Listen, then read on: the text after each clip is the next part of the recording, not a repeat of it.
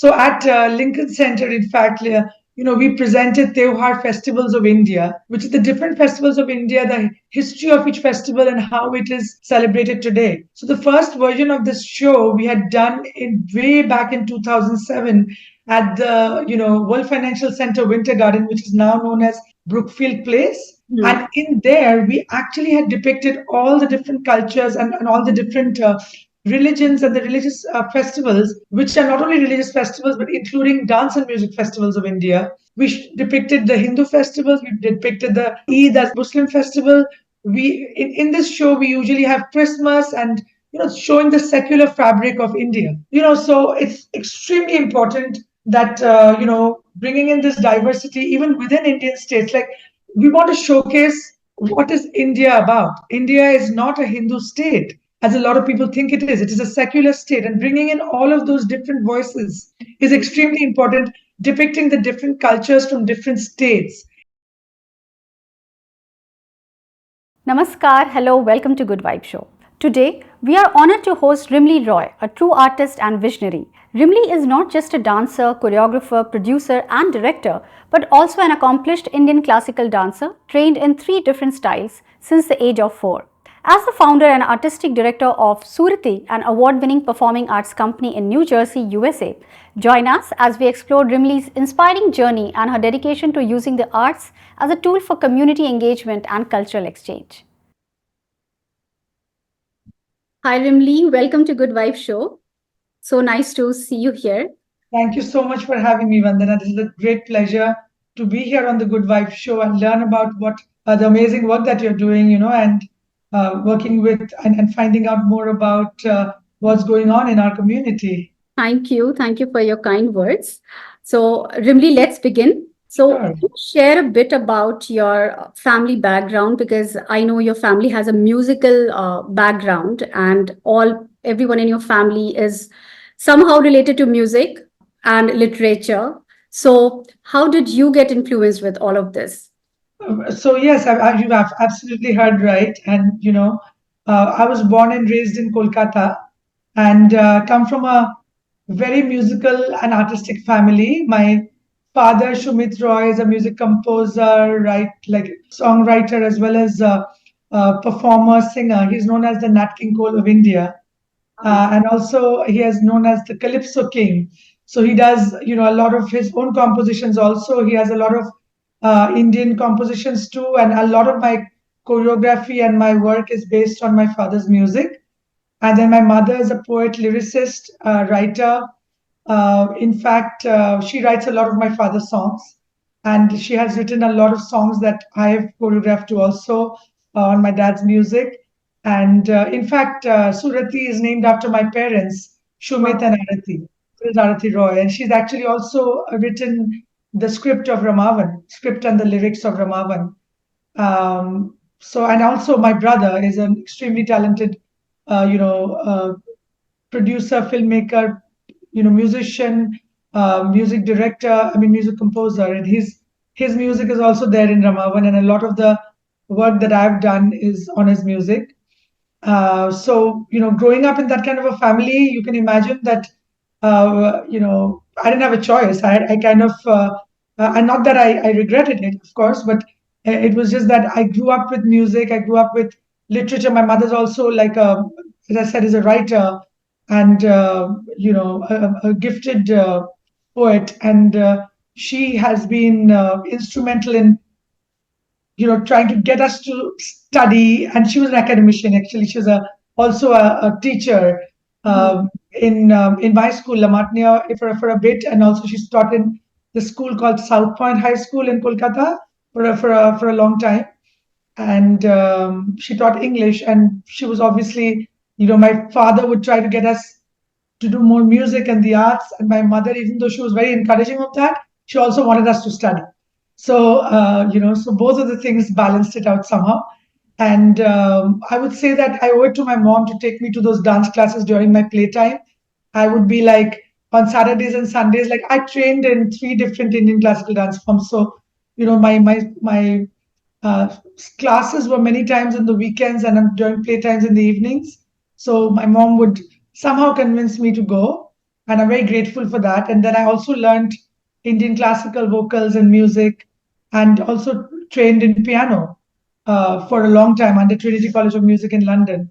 And all of that was influence of my parents, I would say, overall. And my there was no other. In Bengali households, how it is. It is like, you have to learn your music, and you have to learn your piano, and you have to learn your Indian classical vocals. So I actually learned to play the harmonium, and I trained in Indian classical vocals also for a very long time. And it was just the I think the influence of all of that, growing up with it played a huge role in formulating Surati.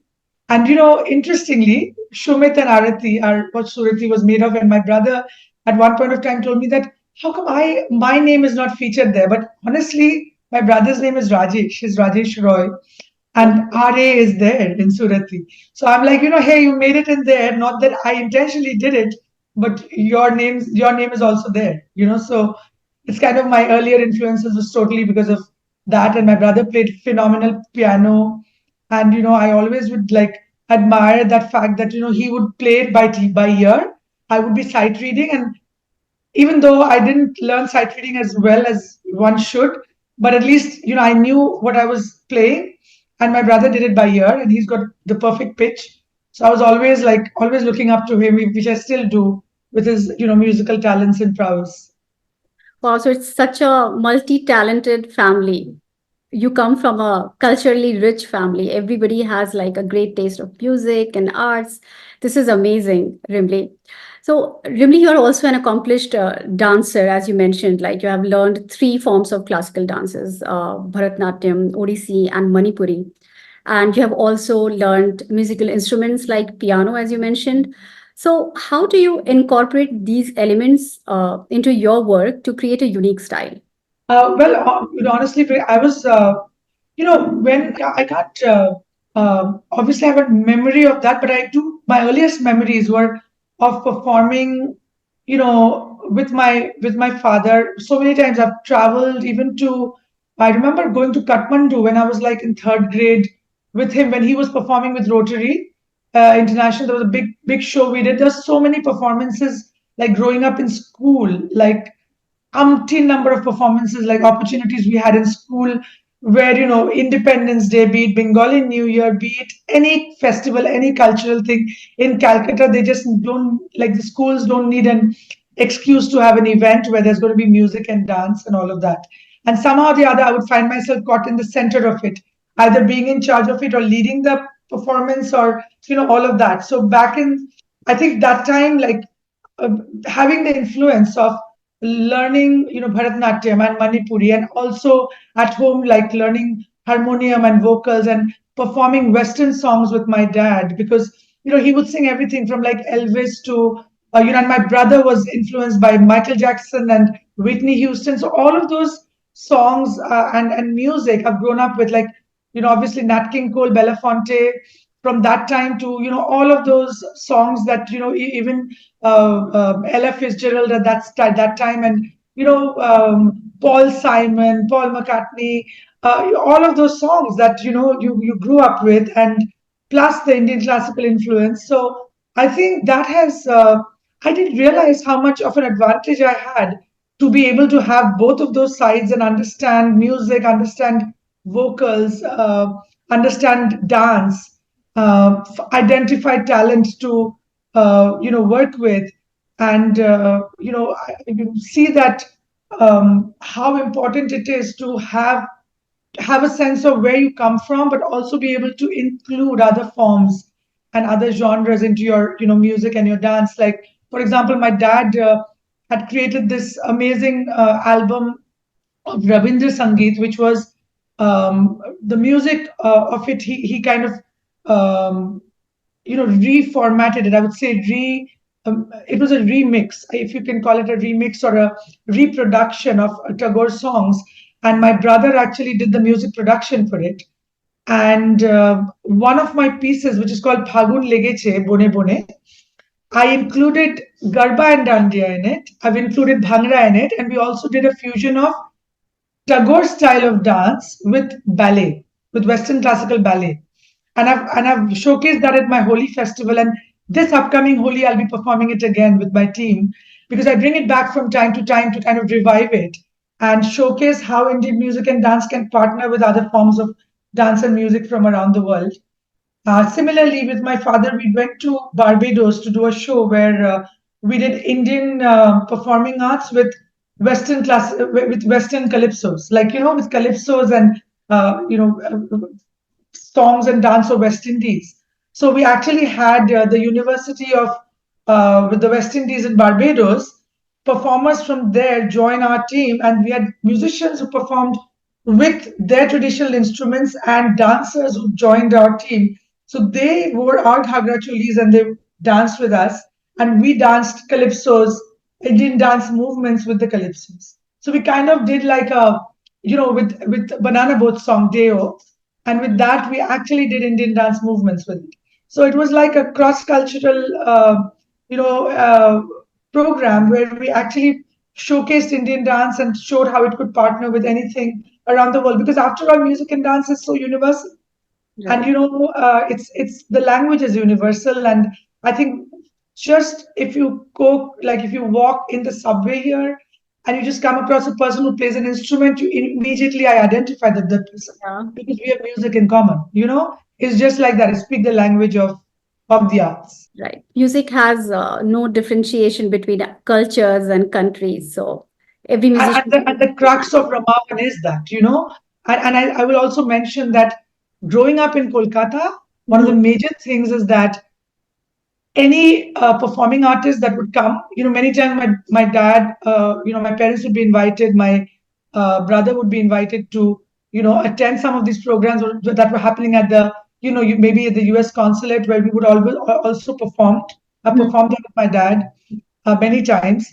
So there would be like performances that would happen there, and artists that would come from around the world. They could be performing anything. They would be invited to my home maybe later for dinner, and it just that the inclusivity of the work came across at home, like because anyone and everyone was welcome, especially if you were immersed in music and dance and arts. They would find a way to come to my place somehow or the other, and we would have like musical sessions at 1 o'clock, 2 o'clock at night, even. It would continue throughout the night sometimes. And even though, as I said, like being students, sometimes when we had exams the next day, my mom would be trying to get us to sleep so that we can, go and take our exams. And my dad would be like, this is part of their education. And, that's what that's the kind of mentality we grew up with. So, there's no escaping it. And we're so glad that we had that exposure.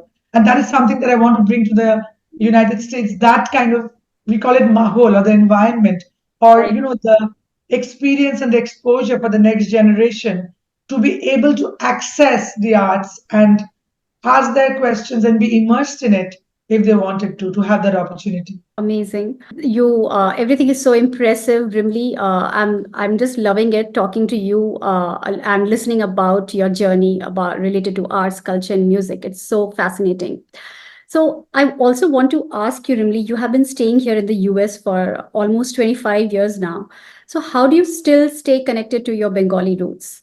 Well, as you can see, we have the Aktara right here, which is used in our oven show. It's the one string guitar. So, interestingly, my parents are Bengali, and being born in Kolkata, I have a very, very deep connection with Kolkata. And I think that anyone who meets me here also, whenever I've been here in this country for 25 years, but even then, I go back home pretty often whenever I can, and I go traveling to different states of India, not only Bengal, looking for handicrafts and craftsmen and folk music. And currently I'm planning to record a folk song that my dad does. I'm a huge fan of it, and I want to make a video out of it and globalize it, and hope to share that culture, because I have a weakness for folk music and dance.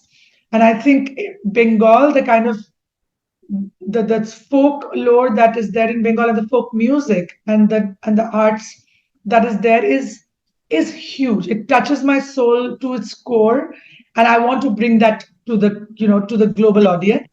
And even though I live here in the US, and I'm very grateful for the support we've received from local, the Jersey City government, the county, Hudson County, from the state of New Jersey, and even from at the national level now, which I'm going to share soon. But I would say that it doesn't take away; just it just enhances my my love for Indian performing arts, and with my roots in Bengal, where you know to the extent that the musical that I've created, which is the Ramaavan, a musical, starts with a baul song that is composed by my father. It's called "Got No Money, Got No Car," and the lyrics are written by my mother. Got no money, got no car, carrying with me a one-string guitar, and it has a Bengali verse too, and it has an English verse too. So the translations are there in the English version, so people can enjoy that. And those who know Bengali or have been in Calcutta or understand the language, they will know that we've included Bengali in that. We also include a little bit of Phagun Legeche, which is a Tagore song in the musical, and it's been translated to English, and it has a Hindi and a Bengali. The original is in Bengali. So Bangla and Bengal doesn't get away from me.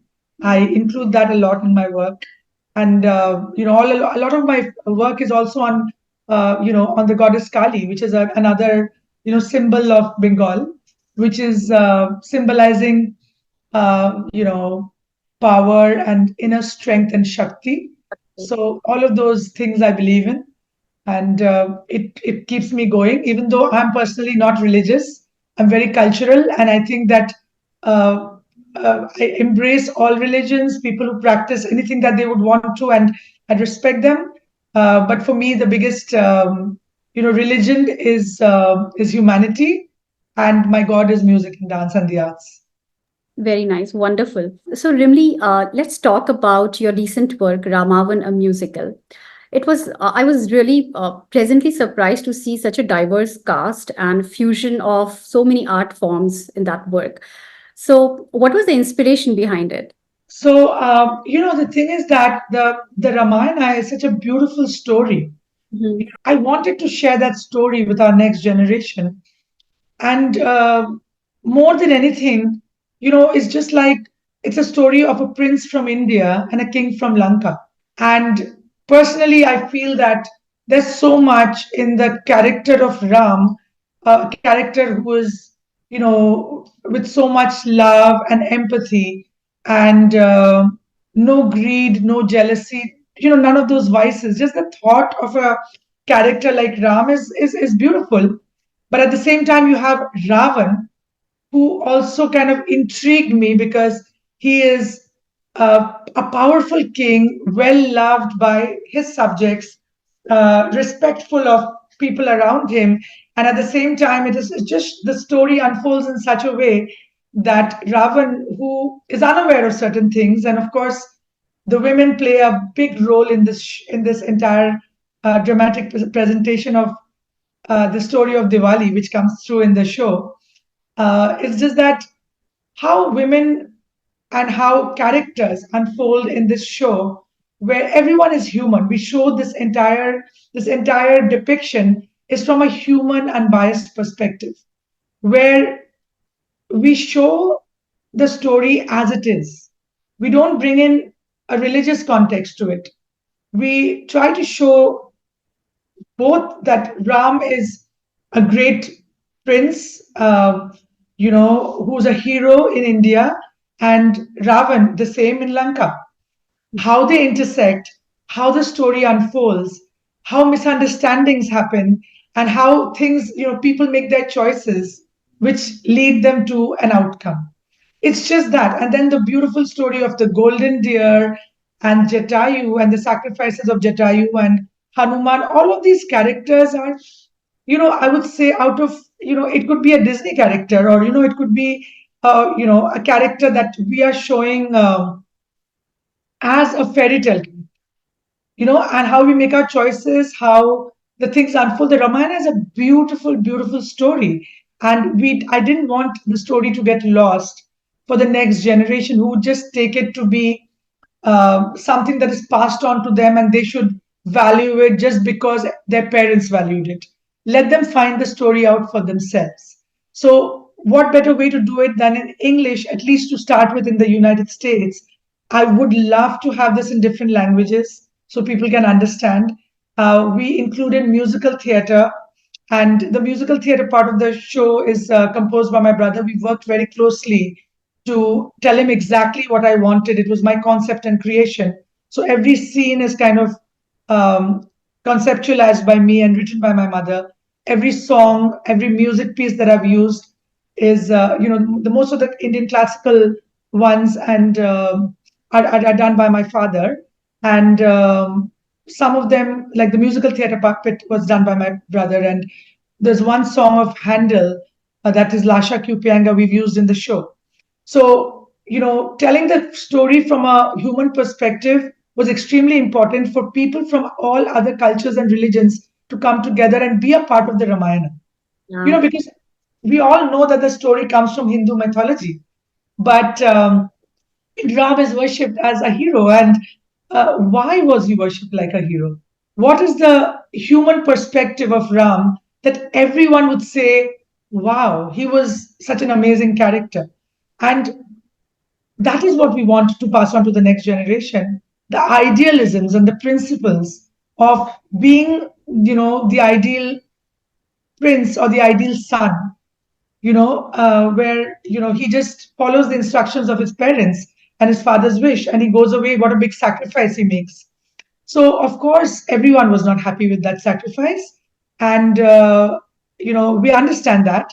But at the same time, it's addressed in the show. Ram questions things. Ram chides Lakshman for his behavior. Ravan addresses things that he may have done wrong. Surpanakha. There are two Surpanakhas in the show. Sita has a reflection in the show, and they're all the show is colorblind and gender blind. So, in the Okay. sense that the 10 heads of Ravan are depicted across color, I mean, across gender and, and skin color, because we're showing that you could be a part of telling the Ramayana, but you could be from any land, you could be from any culture, and we welcome you uh, to this show. We welcome you to be a part of this show to tell the story. And that is what I kind of have learned uh, growing up. The inclusivity began at home, as I mentioned, that uh, the entire environment in my house is very inclusive and very cross-cultural, and that is kind of what we've carried on as the principle behind Ramayana, behind the Ramaavan. And we call it Ramaavan because it's not Ramayana because it's not only telling the story of Ram; it's telling the story of Ram and Ravan, and only that section where Ram and Ravan intersect. So it goes beyond, it's like globalizing the story of the Ramayana from an unbiased perspective, from a human perspective, making each character and giving the respect and the, depiction of each character as a human character, which which can err, which can make choices, which may not be the right choices, but how we pick ourselves up and carry on. That is very important as a story to kind of to make it something that we can relate to, the next generation can follow. And just the fact that it shows loyalty, it shows what love can do, what sacrifice can do, what revenge can do, what jealousy can do, all of those different emotions that are also there in the dance language of Navarasa that we learned. All of those different human emotions that come through. And it's very, very rewarding to see that people who've been a part of this show have been so excited to be a part of this show because they love to know about the story. Everyone loves the story. They love the music. They love the Indian music, and then they love the musical theater and how people who have not been exposed to musical theater or off Broadway productions or Broadway shows, how they can be, they can understand this kind of a culture, and they can understand how everything can come together in a show like this, showing both Indian dance and music, and opera and jazz and contemporary and ballet, but it all comes together in one big musical.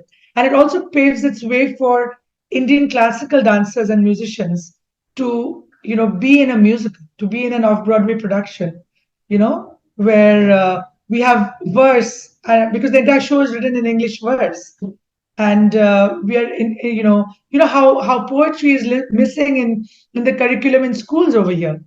Poetry is missing as a subject. So bringing in verse and exposing children to verse is a very important thing.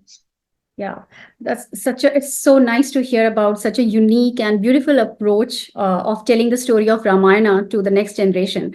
I have seen some few reels and clips of Ramaavan, and it's amazing. I still regret missing that show. Hope you're planning to do it again sometime. I'll definitely watch it. So, Rimli, can you share any memorable moment, or how was the audience reaction when they watched this Ramavana performance, like here in US? How did they react to it? I think that we had a great response, especially from a diverse community. So Mhm. the Indian community was very, I would say they actually came back with reactions that were very rewarding for me to hear, being the creator of the show, because I was always apprehensive about how the Indian diaspora is going to react to this kind of a show. But they seem to love it. They love the fact that it was in English, that their children could understand it. And it is so rewarding to see, like, right from 2 3 year olds to senior citizens who were engrossed and impressed by the show. And they loved the fact that we were doing this show from an unbiased perspective, bringing in so many different elements of dance, music, theater, world cultures, bringing this in. For example, last year our Hanuman was also played Golden Deer, and he was this amazing actor, singer from Spain. And he played Hanuman. He learned Indian dance and was extremely happy to be a part of this show. And we, in fact, got invited by the Indian government to take this show to India. The ICCR, the Indian Council for Cultural Relations, invited us to take this show to India. And the thing is that we actually had people from diverse communities come through and say, "We love the fact that you're telling us the story of Diwali this way, because we would have never known. We know it's the festival of lights, but why do we celebrate Diwali? It actually unfolds the story of Diwali. So the musical ends with the story of Diwali. So it's kind of it's been an experiment that I'm still undergoing. I'm still modifying the show every year. We add something to it, we change something in it, some things in it, and there's a lot going on with it. For example, the song Ayodhya, which is the opening song now, is something that we only added last year to the show. And every year we try to change some things around. We bring in more elements to it. We try to make it grander, because it's a huge work of bringing production with artistic elements and props and songs, and everything has to come together. It's a full production. So you can imagine that a lot of people didn't had no imagination that the Ramayana could have been done like they would see it in a Broadway show. But unlike, I would say that how it's different from a Broadway show is that it has got so much of traditional dance and music in it also, along with having musical theater. So that's what sets it apart. And when we spoke to the National Endowment for the Arts, uh, you know, even they had mentioned that it's a musical, yes, but it's got so many elements of traditional music and dance, ethnic music and dance, world cultures, that this kind of a show they've not seen before, which was very heartwarming to hear. It is a challenge because a lot of people, you don't know what people are going to how they're going to react to it, because it's something new. But then so far it has been extremely well received, so we've been very grateful for that. Great. It was truly unique and amazing, I must say. So, Rimli, how do you approach teaching Indian classical dance and music to artists who comes from different cultural backgrounds? How difficult or easy it is? I would say that a lot of people from different backgrounds have been very respectful. Like my experience with it is because when I go into the schools and universities and colleges, mostly there are not people from Indian origin or people who are not, of course, in Jersey City, in the schools, of course, there's like a lot of students out there who might be coming from Indian backgrounds. So they're familiar with the stories, they're familiar with the culture or the music or the dance. But a lot of them are not. And I love the way that they're so respectful and welcoming of a new culture.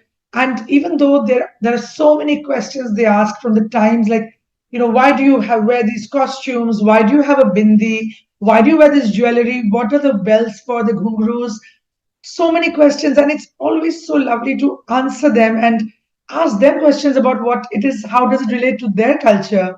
It's a task being an artist, but then it's a different task being an educator, to be a part of the system where you're bringing arts and education to the schools and universities. And so many times you feel you're educating the students, but then you're educating the teachers. And recently I was in Tennessee at this college, and there were teachers who were taking notes when we were doing like a lecture demonstration on the art and culture.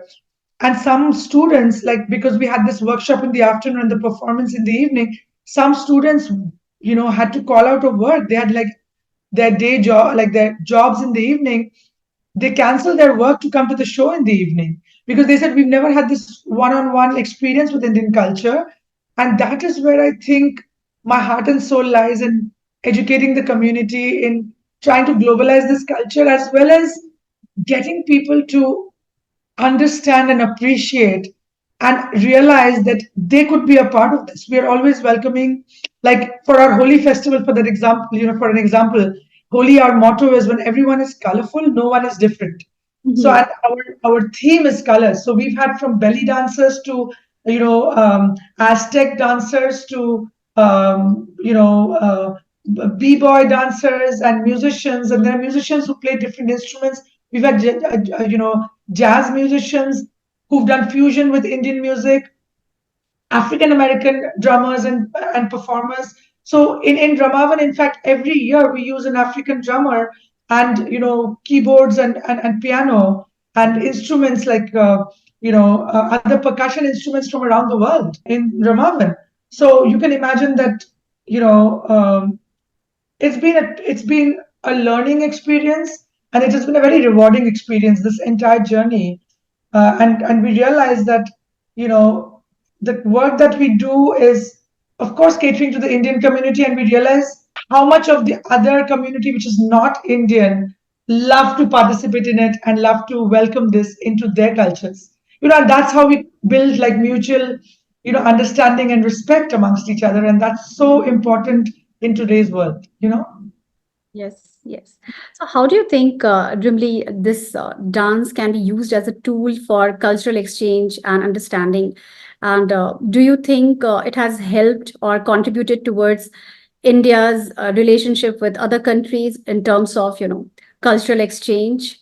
So I would say that, I mean, it's huge. I think it's that entire concept of, one of the things is that I've noticed is here in the United States, I mean, from the time I've been here, people have been so respectful of Indian culture.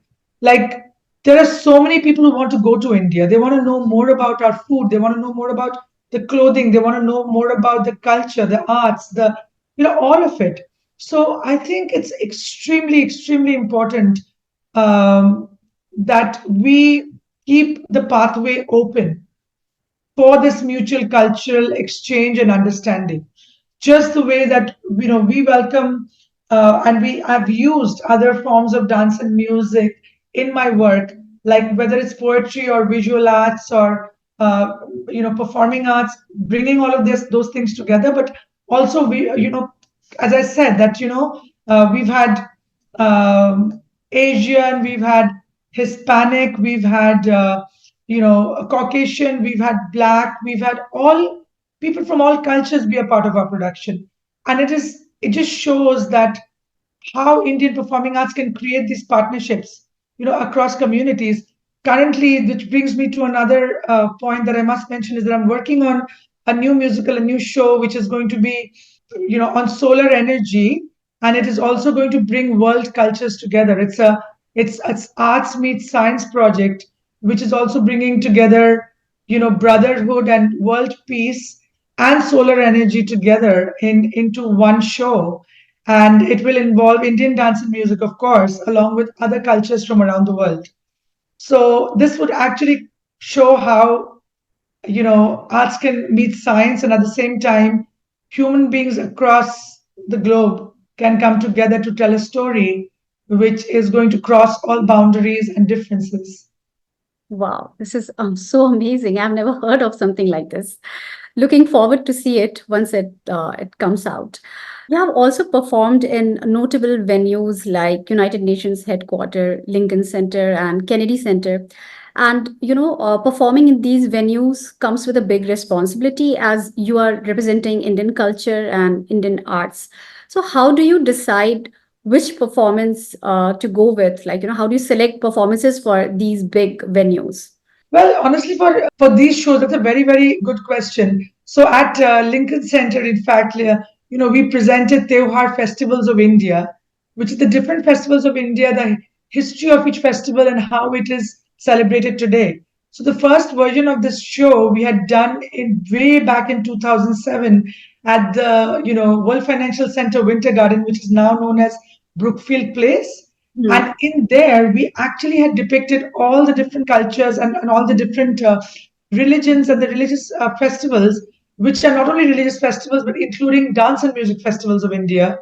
We depicted the Hindu festivals. We depicted the Eid as the Muslim festival. In this show we usually have Christmas and showing the secular fabric of India. Basically, for example, showing how the different festivals have roots back, and the stories behind the festivals and how it's celebrated today. So it's extremely important that bringing in this diversity even within Indian states. Like, we want to showcase what is India about. India is not a Hindu state, as a lot of people think it is. It is a secular state, and bringing in all of those different voices is extremely important. Depicting the different cultures from different states is extremely important. So we try to bring in as much diversity from different regions of India. So, just to, for example, like, the classical dance forms of India, like Bharatnatyam, Manipuri, Odissi, they all come from different states. But Kathak has both the Hindu and the Muslim influence. So, bringing out Kathak as one of those dance forms and educating people about the fact that, it has got influences from different parts of India, and how the Mughals had that in their courts. So just to give that perspective within India, I tell everyone in all my, whenever I'm trying to educate an audience on Indian culture, I always mention that each state in India is a little country on its own, with different languages, dialects, clothing, food, folklore, and cultures, folk cultures. So keeping that in mind, we would like to represent as many cultures within India, as many states as we can. But it's difficult in one show to do all. But we try to do the best that we can. Lovely. So, Rimli, before we wrap up, I would like to ask about the viewers who are watching your video. Do you have any message for them, and especially for someone who wants to get associated with Surati? Well, we're a 501c3 nonprofit performing arts organization. As you know, there is always so much opportunity for people to get involved, either as volunteers, as people who would like to help out with various projects and programs we have. We're always looking for we're always looking for partners. We're always looking for advice. We're always looking for strategy to do new things in the community. If anyone from the community has ideas, we have a studio space in Jersey City. This is your studio space. We want to make more things happen here. We welcome the community to come in with their ideas, with their thoughts. Think about Indian culture, think about your culture that anyone wants to do, which is, say, representative of the Hispanic community, of the African American, American community. We welcome all of those things at our studio. we would love to host you. We would love to have your events here. It's not only about Indian performing arts. There's a international section that we have where we partner with all of you to bring all of that to the community. We have a lot of arts and education programs. We're working with health departments. We're working with music and dance to heal communities for the underprivileged and the underserved. And so we would definitely want our communities to understand that this is a cross cultural community endeavor, where even though we've started in India with Indian ideals, that makes us global, and we are a global citizen, a global organization, where even though we are telling stories from India, we want to hear your stories. We want to welcome your ideas. Anyone and everyone is welcome to come to your studio with your thoughts, your ideas, and making it your own. Awesome. Thank you so much, Rimli, for gracing the show and sharing your incredible journey and insights. Your dedication to preserving and promoting Indian arts and culture is truly inspiring. Thank you so much. Let us be inspired by Rimli's passion and creativity to celebrate our differences, learn from each other's cultures, and use art as a medium to connect and unite. Together, we can create a world where diversity is celebrated, cultures are respected, and positivity prevails. Thank you for joining us on this enlightening journey with Rimli Roy. Let's continue to spread good vibes and make the world a more harmonious and culturally rich place through the arts.